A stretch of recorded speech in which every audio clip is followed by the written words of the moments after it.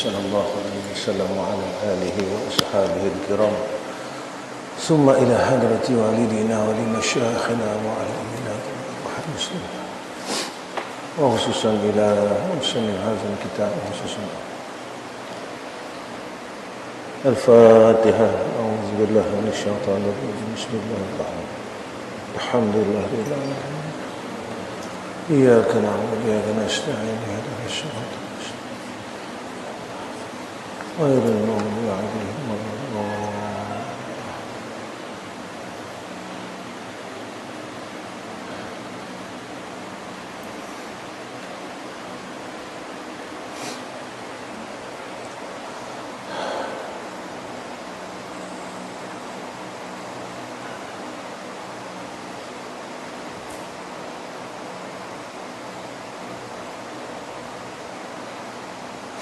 Assalamualaikum warahmatullahi wabarakatuh.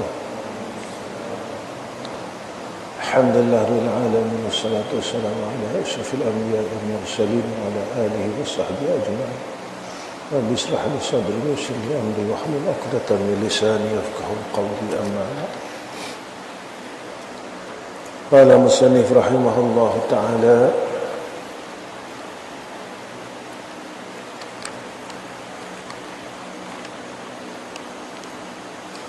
dan terkadang-kadang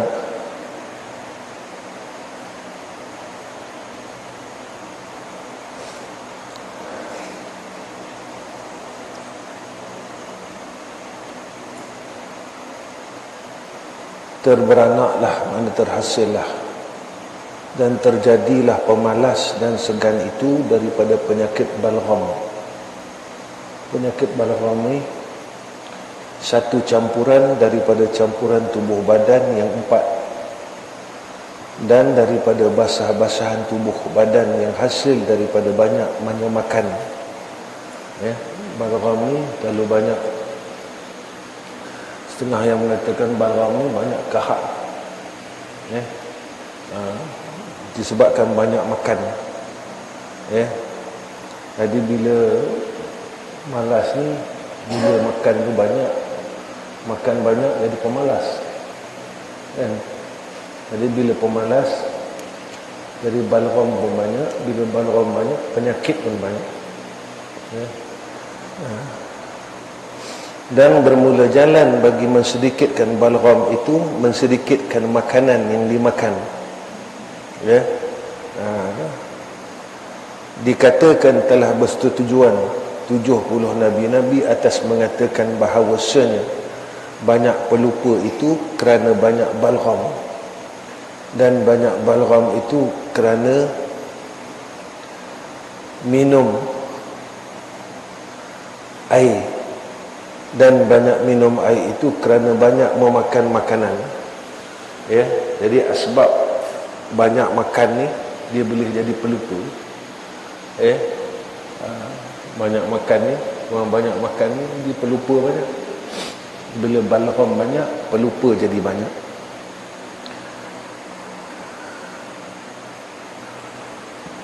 Dan bermula roti kering itu memutuskan balgham, Dan demikian juga makan buah zabib sebelum makan apa-apa. Zabib ni buah anggur, itu memutuskan balgham. Dan jangan membanyakkan daripadanya supaya tiada berhajat dia kepada minum itu, dan membawa kepada bertambah balgham pula. Jadi cerita balgham ni iaitu cerita untuk kurang makan. Dia dalam kitab Penawar Bagi Hati, Penawar Bagi Hati karangan Syekh Abdul Qadir Mendeling. Jadi bila makan ini banyak, bila makan ni banyak, maka dia akan mewarisi kebodohan, kata Syekh Abdul Qadir. Orang makan banyak, akalnya tak cergas. Bila makan tu banyak, akalnya kurang cergas. Lepas itu hadis ni tak tahu apa status hadis ni. Besok akhir zaman, Nabi sebut, ulama tubuh dia besar-besar. Ulama tubuh dia besar-besar. badan dia jadi gemuk. Sebabnya ulama akhir zaman kata Nabi, mereka ni makan dia banyak. Habis tu ulama dulu-dulu badan dia kecil-kecil. Jadi sebab banyak makan. Bila banyak makan, pada ketika itu siapa pun tidak dikhususkan kepada orang, siapa pun kalau banyak makan, ketika itu nafsu dia akan berkembang. Itu hebatnya puasa, dia boleh memimpin nafsu kita menjadi insan yang baik. Betul bila kita ni tadi bila kita ni tadi boleh kawal makan, maknanya kita dalam proses untuk mengawal nafsu. Jadi bukan semestinya orang kurus ni baik. Tak. Nanti pegang pula siapa nak baik kurus. Tak. Ada orang kurus yang jahat. Maksud kata kurus kat sini, kurus nafsunya. Dia boleh mengkuruskan nafsu ni. Sebab dalam hadis yang lain Nabi sebut ada orang yang badannya kurus tapi setan dia besar. Ada orang yang badannya besar tapi setan dia kurus. Ada orang badan kurus, setan dia besar. Ada orang yang badan dia besar tapi setan dia kurus. Iaitu mengkuruskan nafsunya. Nafsu.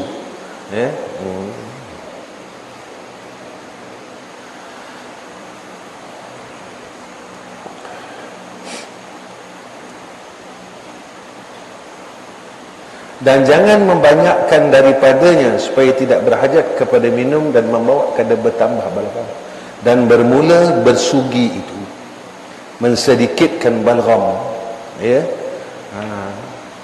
Jadi siwak, siapa yang boleh beramal dengan siwak, sugi bagus. Nampak dalam madrasah ni yang istiqamah Pak Mail. Pak Mail dia istiqamah dengan siwak. Yang lain belum lagi. Habis sendiri pun tak istiqamah. Habis sendiri pun tak dapat nak istiqamah. Pakai tapi tak istiqamah. Tapi yang betul istiqamah yang Nabi tengok iaitu Pak Mail. Antara yang disebut oleh ulama, orang yang bersiwak ini besok mudah untuk menyebut kalimah la ilaha illallah inda sakaratil maut. Mudah nak sebut kalimah syahadah ketika sakaratul maut. Ada 70 kelebihan orang yang istiqamah di dalam bersiwak ini. Dan menambahkan peringatan, dan fasahah, yakni elok. Jadi orang yang bersiwak ni akalnya jadi cerdik. Dan kelebihan bersugi ni dia menguatkan ingatan. Dan itu fasahah. Yang ni dia fasah. Dalam menyebut kalimah-kalimah Al-Quran, dia fasah. Dia fasah. Maknanya disebut alif, alif, ba, ba, ta, ta, ta, ta. Dia fasih. Bukan fasih bercakap, tak. Ini fasih bercakap. Kenapa tak boleh fasih baca Quran? Bercakap fasih, sembang banyak. Tak? Sembang macam-macam sembang. Lembu boleh terbang. Tapi baca Quran tak boleh. Tak mau macam tu. Kita nak boleh baca Al-Quran. Baca Al-Quran ni, kalau makhraj kita betul, dah seronok lah. Makhraj betul, seronok dah. Kita dengar pun seronok. Betul kan makhraj, dah seronok sangatlah. Dan nyata cakapannya, kerana bahawasanya bersugi itu jalan yang diradai akan dia, yang menambahkan akan pahala semayang dan baca Quran. Diriwayatkan daripada Nabi SAW. Apa kata Nabi SAW? Salatun ala athar siwak afdal min 75 salat bighairi siwak. Ya, sembahyang, satu sembahyang yang mengiringi bersugi terlebih afdal daripada 75 kali sembahyang dengan tiada bersugi. Maknanya orang yang solat dengan memulakan bersiwak menyamai dengan dia solat 75 kali solat. Banyak. Sembahyang maghrib pakai siwak dapat 75 kali maghrib. Sembahyang Isyak macam tu juga. Ya. Jadi setiap kali dia salat, ya, mana terlebih baik 75 kali sembahyang dengan tidak ada bersugi. Ya. Tapi zaman sekarang ni kalau kita pakai, ya, orang pandang apalah zaman sekarang orang pakai, orang dah tak pakai dah kayu, orang pakai berus gigi. Jangan pandang orang cakap, ya, jangan memandang kepada perkataan orang, ya. Sebab kita buat ni semua kerana menuntut keredaan Allah dan Rasul, ya. Dan demikian juga muntah itu mensedikitkan balgham dan basah-basahan dalam badan, dan bermula jalan mensedikitkan makanan yang dimakan itu, perhati-perhati dan amat-amati pada manfaat sedikit makan.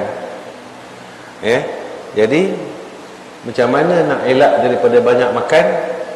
Tengok kelebihan sedikit makan, dan iaitu sihat. Bila makan sikit, sihat. Zaman sekarang ni punca orang ramai sakit, ya, sebab makan terlalu banyak. Masa habis kecil-kecil dulu pukul 6 kedai dah tutup. Sekarang pukul 4 pagi buka lagi kalau nak makan. Nak makan 4 pagi buka lagi. Ya, dah. Dulu kita pukul 6 dah tutup. Ya, makan lepas maghrib tidur. Ya. Sekarang 24 jam orang makan. Kalau tak PKP pukul 4 pagi orang ada lagi. Pukul 5 pagi kalau kedai mamak 24 jam. Jadi perut ni tak berhenti. Bila perut ni tak berhenti, pada ketika itu jadi penyakit. Apabila manusia tidak mengikut fitrah. Manusia tidak mengikut fitrah. Fitrahnya malam rehat, ya, perut rehat, ya, itu. Yakni segar badan, dan afiah, yakni terpelihara daripada haram-haram. Kerana sedikit keinginan yang hasil daripada banyak makan dan membuat baik kepada orang. Ya, dikatakan pada mencela banyak makan itu, ya, bila kita banyak makan jadi cela lah. Begitu bila keinginan nafsu ni bertambah, ya. Begitu zaman ni bila, ya, kita mula jauh dengan Allah, kita isikan waktu hidup kita ini selain daripada Allah, pada ketika itu tubuh badan kita akan jadi resah, tidak tenang, ya. Orang sekarang semua nak baik, nak apa, nak yang bagus-bagus. Dulu tak. Dulu kita buat suatu perkara mengikut kemampuan. Sekarang kita mendesak untuk mampu. Kita memaksa diri untuk berkemampuan. Itu berbeza. Orang dulu sifat qanaah ni apa? Dia memadai, mencukupi rasa redha dengan apa yang ada. Dia buat ni tadi mengikut kemampuan diri dia. Sekarang tak. Sekarang manusia mendesak, memaksa untuk mampu. Jadi sampai satu masa dia tak mampu. Ketika itu jadi penat. Sebab kita mendesak untuk diri kita untuk mampu, ya? Kita tak mampu. Kita mampu kita RM50, tapi kita desak untuk mampu RM100, ya? Sebab apa? Sebab kita melihat orang sekeliling kita. Orang sekeliling kita pakai 100, kita pakai 50. Jadi kita desak diri kita. Ya. Ini yang jadi masyarakat menjadi stres, tekanan sebagainya. Tapi bila kita ikut apa yang diajar oleh Nabi sallallahu alaihi wasallam, qanaah, redha, memada dengan apa yang ada, syukur, la in syakartum la azidannakum wa la in kafartum inna azabi lasyadid. Jiwa jadi tenang, jiwa kita jadi tenang. Sebab tuntutan keduniaan ni tak habis-habis, macam tuntutan makan. Tuntutan makan ni dia tak habis-habis. Makan. Jadi bila kita mengikut akan kehendak nafsu sedemikian, sakitlah kita. Kita jadi sakit, kita jadi sakit, kita jadi resah, kita jadi tak tenang. Jangan ikut kehendak hawa nafsu, sebab dalam Quran disebut oleh Allah Subhanahu wa taala, innan nafsal ammaratu bisu. Sesungguhnya nafsu amarah ini nafsu yang jahat, dia nak bawa. Antara sebab kenapa kita kurang masa dengan Allah, sebab kita mengikut kehendak hawa nafsu. Bila kita melebihkan akan kehendak nafsu yang kita memaksa ni tadi, kita akan pergi kepada urusan keduniaan. Jadi masa untuk Allah ni dah tak ada. Jadi kita ni ditipu dalam hidup ini setiap hari, setiap masa, sampai bila-bila, dengan memenuhi kehendak nafsu ni tadi. Habis selalu cakap benda sama, dunia tak salah. Kalau kita mampu untuk makan yang elok, makanlah. Tapi jangan sampai meresahkan diri kita untuk memperolehi suatu yang kita hendak. Sampai kita jadi susah, sampai kita jadi susah, sampai kita jadi resah. Ada cerita Tok Guru Wabi, Tuan Haji Ali. Jadi satu hari ni ada satu orang, dia pergi menjala udang. Banyak udang galah. Di tengah-tengah dia menjala, dia kata nanti balik nak bagi kat tuan lah, nak bagi kat Tok Guru, nak bagi kat Tok Guru. Jadi nak balik tu dia lalu depan rumah Tok Guru. Tok Guru dah duduk depan beranda. Tok Guru pun tegur, udang aku mana dia? Tapi tak boleh lah ikut Tok Guru ni. Tok Guru Abi ni, dia kasyaf. Kita bukan kasyaf, kita kacap.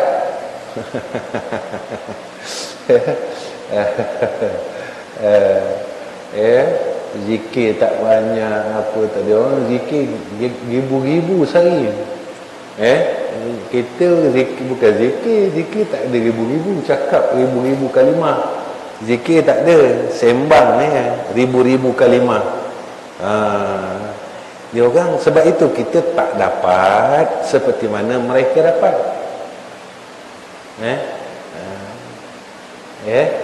Kita tak boleh duduk tempat dia orang tu. Apa tak boleh? Sebab kita tak ada.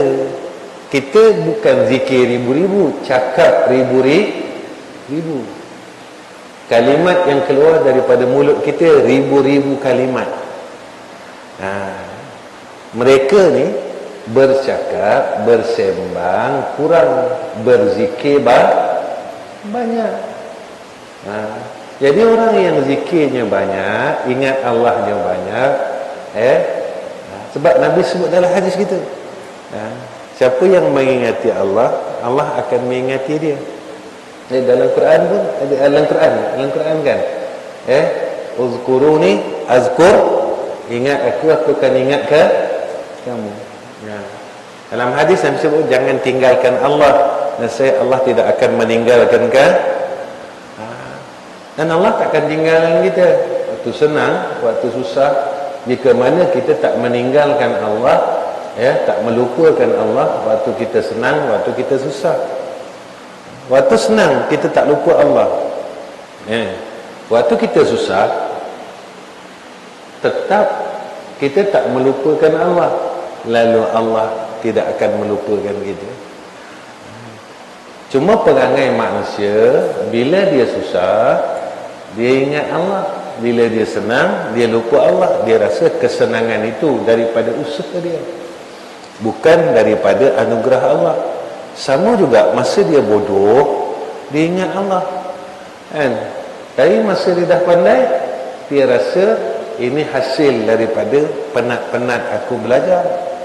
Dia lupa yang ada orang yang belajar penat-penat masih tak diberikan ilmu, tak dianugerahkan ilmu. Sebab itu bila kita ni waktu mana sekalipun kita ingat Allah. Jadi dalam hidup kita tak meninggalkan Allah, nescaya Allah tidak akan pernah meninggalkan kita. Maksudnya, kalau kita tak pernah melupakan Allah, Allah tidak akan pernah sekali-kali untuk melupakan hamba-Nya yang sentiasa tidak melupakan Allah. Itu ya. Kata kamu kena tanya, kamu belajar ni kenapa? Bila kamu dah tahu niat kamu belajar, saya belajar kenapa? Nak jadi alim. Jadi alim untuk apa? Kena tanya. Oh, kamu cari duit untuk apa? Untuk kaya. Kamu kaya untuk apa? Nak kena tanya semua benda supaya matlamat ini betul. Kalau tak, jadi salah. Bila salah pada Allah, maka apa yang kamu dapat salah. Hidup kamu jadi salah. Walaupun jalan tadi jalan ilmu, tapi hidup akan jadi salah. Saya belajar ni sebab saya nak alim, besok saya alim senang. Salah. Jalan hidup kamu akan jadi salah. Itu ulama dia pesan, kenapa belajar? Supaya aku boleh menjadi hamba Allah yang bertakwa kepada Allah. Itu itu guru-guru dulu dia pesan dengan satu kalimat pendek ya. Kan? Kamu semua hafal kalimat ni. Pendek dia pesan. Ilahi anta maksudi wa ridhaka matlubi. Pesan dia pesan, tapi dia bawa dalam zikir. Itu pesanan dia lah tu. Kalau dalam Ahmadiyah dia pesan apa? Wal Allahumma inni uqaddimu ilaika. Macam mana wal? Allahumma inni uqaddimu ilaika. Apa makna ni? Sungguhnya aku uqaddimu ilaika baina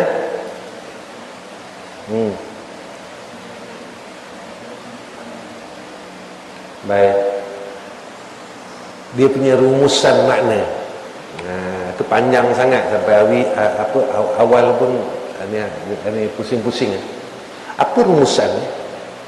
Maknanya aku buat semua ni kerana Allah, tak ada kerana lain. Ini pesanan.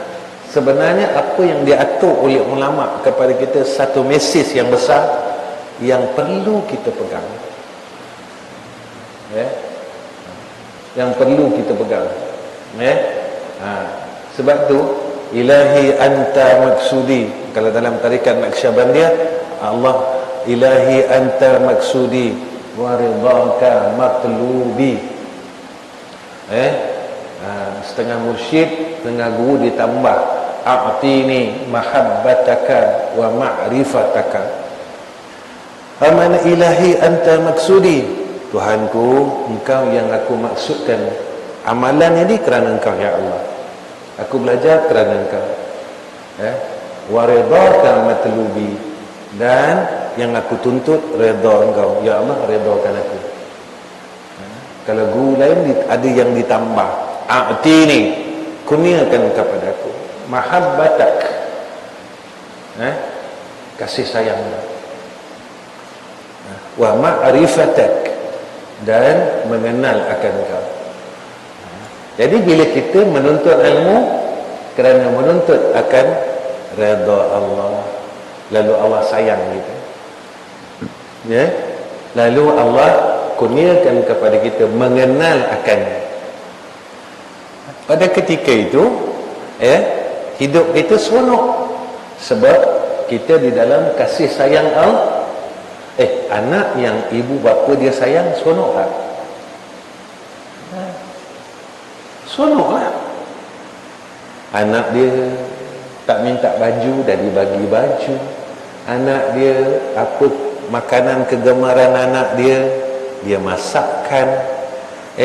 Apatah lagi Allah. Kalau seorang ibu, seorang ayah, pun sifat kasihnya macam tu, apatah lagi Allah sayang kita, Allah kasih kita.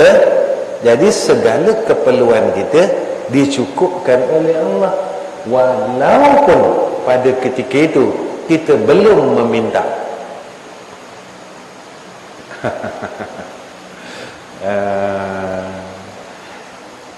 Sayang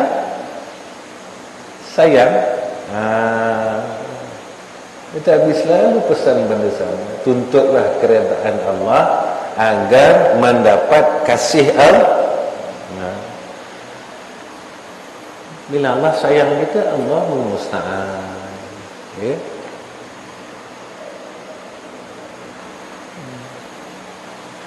Kalau manusia sayang kita, satu hari kita buat silap, dia benci.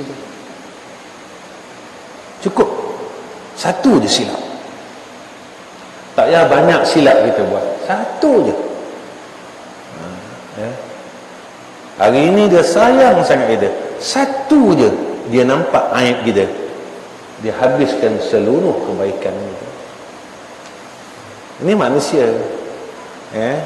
Tapi kata jangan memandang kepada makhluk, tetapi pandanglah kepada yang memiliki makhluk. Siapa pemilik makhluk?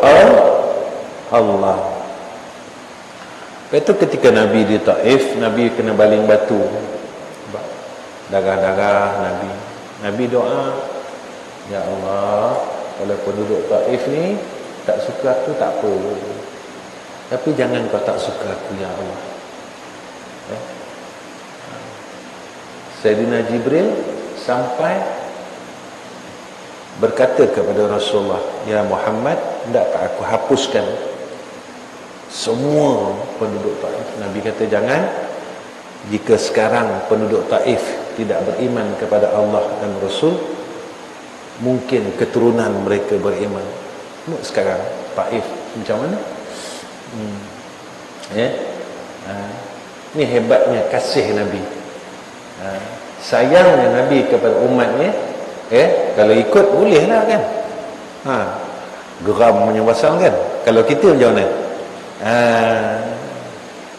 Kalau kita geram, Jibril datang, nak tak aku hapuskan keturunan ini?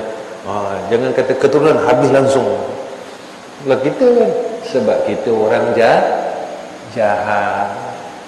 Kita orang jahat, jadi perangai jahat tu masih ada walaupun dah semayang. Jahat tu masih ada walaupun dah puasa. Jahat masih ada walaupun dah zakat.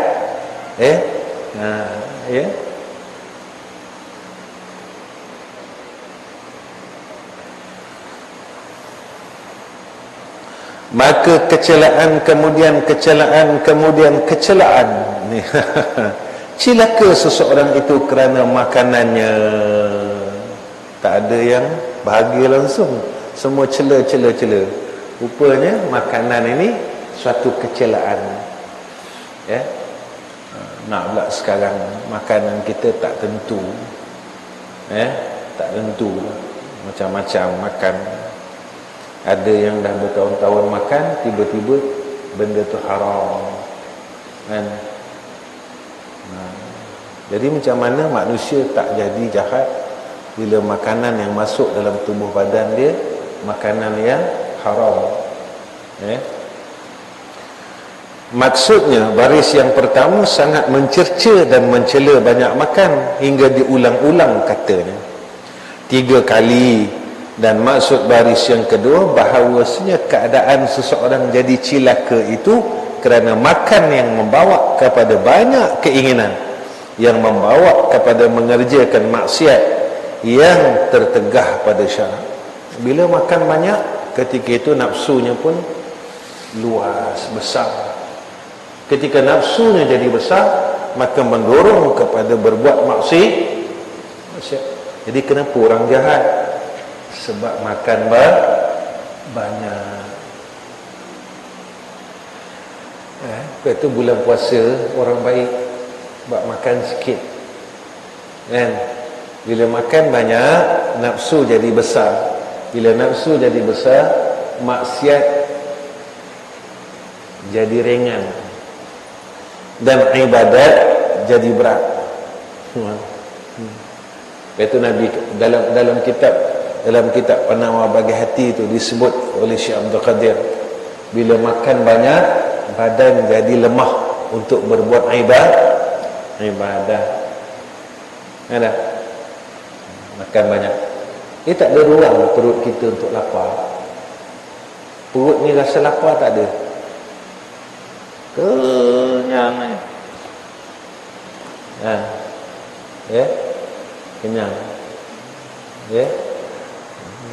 Jadi itu yang buat kita, kenapa kita ni tak boleh jadi orang baik. Salah satunya sebab makan.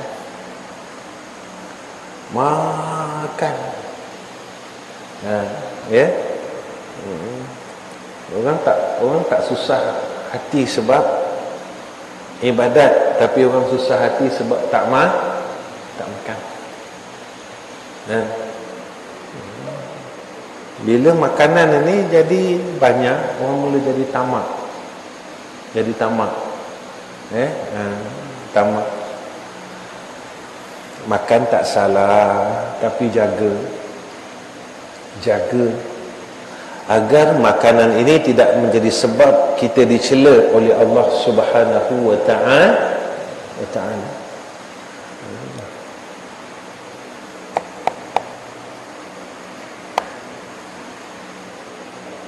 Semut.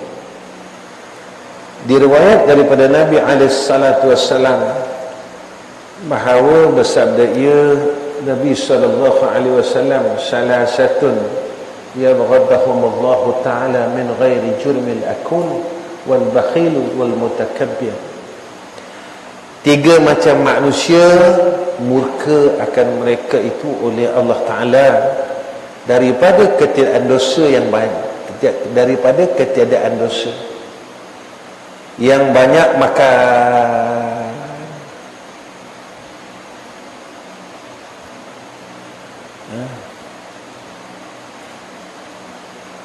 orang banyak makan. Bila banyak makan, kenapa dimurka Allah? Sebab bila dia mula banyak makan, pada ketika itu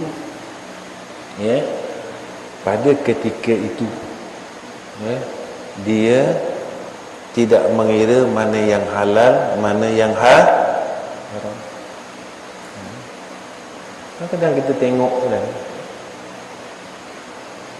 kedai-kedai makan, kadang owner dia Cina, kan? Tapi orang kita ramai, toke dia Cina, tapi ramai orang makan, kan? Ramai orang makan, kan? Macam Tanjung Malim tu ada apa? Power apa? Kan? Apa nama? Yikmun apa?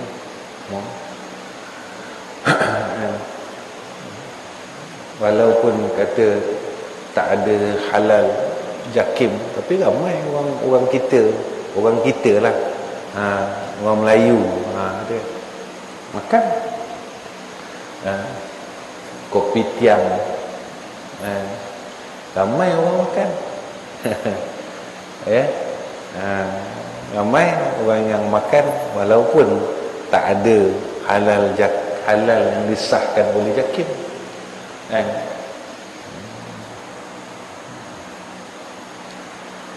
Sebab orang tak kira. Orang kira macam mana? Ramai tak orang masuk? Orang kita ramai tak makan? Macam tu. Kalau orang kita ramai makan, bolehlah makan. Maka hukum dia kalau orang kita ramai makan.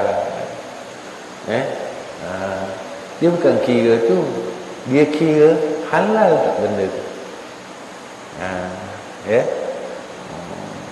Halal tak?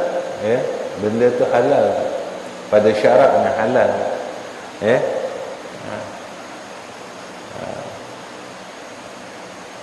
Kalau pandangan Nabi lah, kalau toke dia bukan orang Islam, Nabi takkan percaya. Walaupun dapat halal jakim. Sebab apa Nabi tak percaya? Sebab tak ada kebenarannya. Tak ada kebenarannya.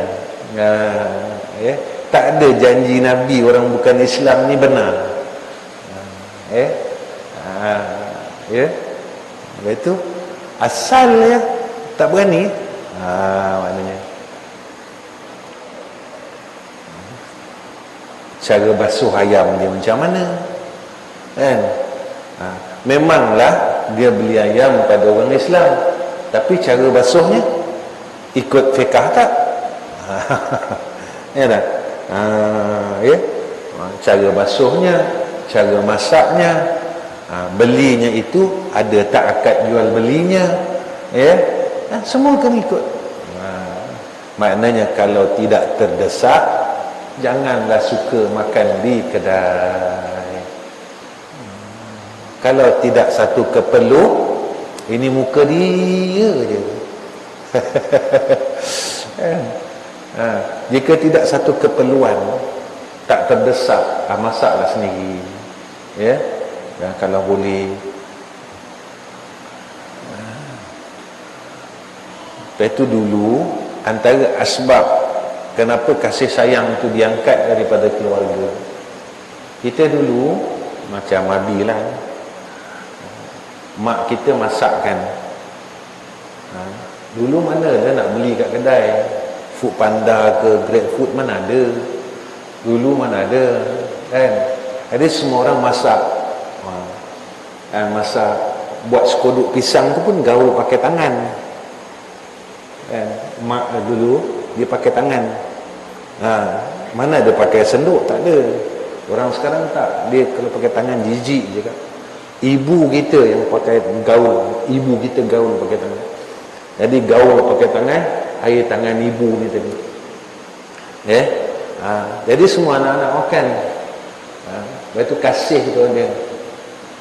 Sekarang orang dah tak nak masak, jadi kasih dalam keluarga tu antara asbabnya diangkat. Jadi tak adalah kasih sayang. Ibu dah tak masak kan, ibu tak masak, semua orang makan kedai mama, jadi kasih sayang mama. Jadi semua orang sayang mama. Mama yang kan, kasih sayang mama. Malam-malam kita makan kedai tom yum, kasih sayang siam. Dia tak nak masak. Itu antara jalan untuk mengekalkan kasih, masak. Masak ya. Masak ibu kita dulu. Itu dulu keluarga seronok. Makanan ini sebenarnya penting sebab dia masuk dalam badan. Dia jadi darah daging. Dia jadi darah daging. Lepas itu sampai Nabi pesan pada kita, siapa-siapa yang tumbuh daripada dagingnya, daripada daging tadi, makanan yang haram, maka Nabi kata apa? Fannaru aula bihi, maka neraka itu lebih elok untuk dia. Itu masak, ngajin masak, dan masak itu dengan kasih.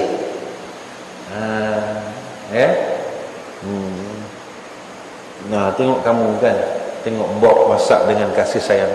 Kamu sayang Bob.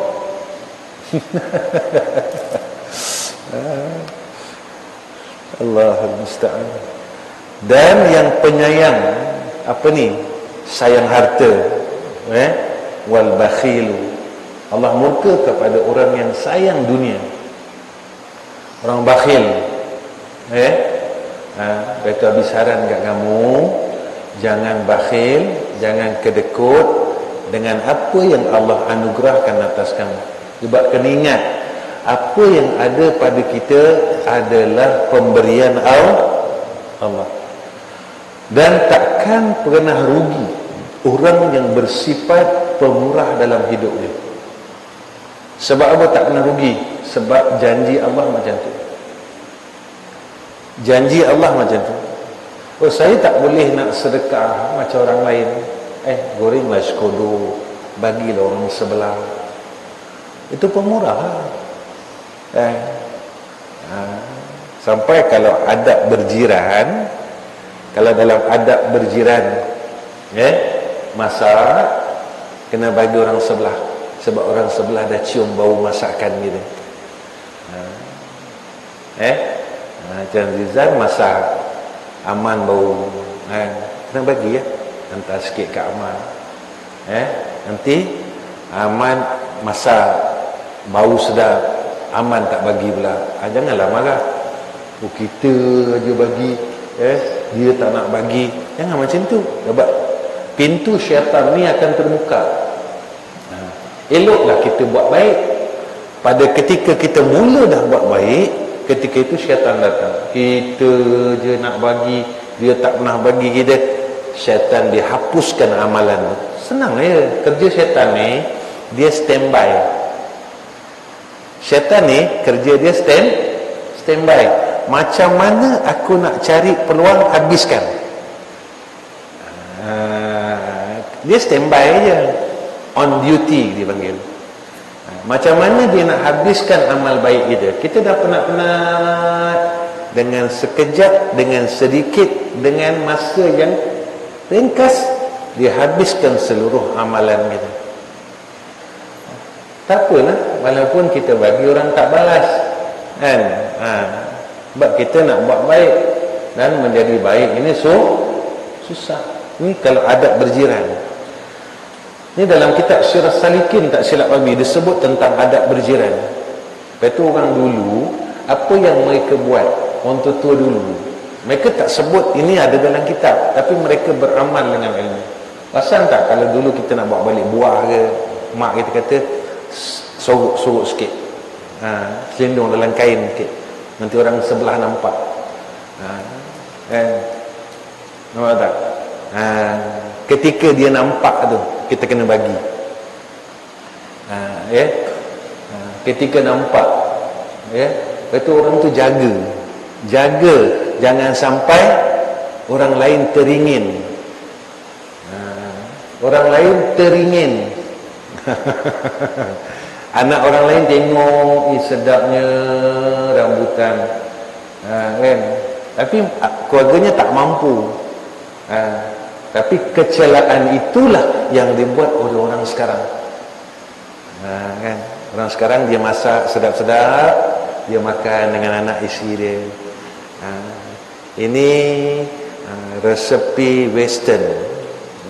Dia makan, orang lain tengok sedapnya, kami tak mampulah. Ini semua orang have, orang don't have tak boleh. Kita pun beli ayam gulik, angkat gambar, masuk dalam apa? Insta. Orang ni sedapnya bu, kan? Sedapnya bu. Apa? Kita pun beli apa tu? Kuih coklat brown apa ni, kaki kek tahu lah. Tanya abang kaki kek, angkat gambar, masuk dalam. Orang tengok, alah sedapnya ya Allah.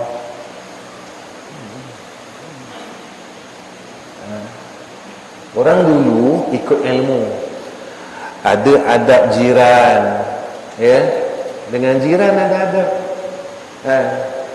Jadi hatta kata ulama, jangan sampai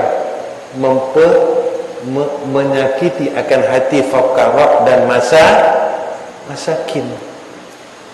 Orang fakir tengok, orang miskin tengok, tengok Allah sedapnya, kan? Macam kita lah dulu-dulu tengok orang makan durian, kan? Kita kita tak mampu. Sedapnya ya Allah. Ada. Itu macam tu lah. Sekarang orang boleh tunjuk nak tunjuk. Alasannya apa? Nikmat Allah kena ebahkan. Orang pandai cakaplah dalam dunia ni puas-puas, dekat sana besok berapa banyak besok kita akan didakwa oleh Allah Subhanahu wa taala.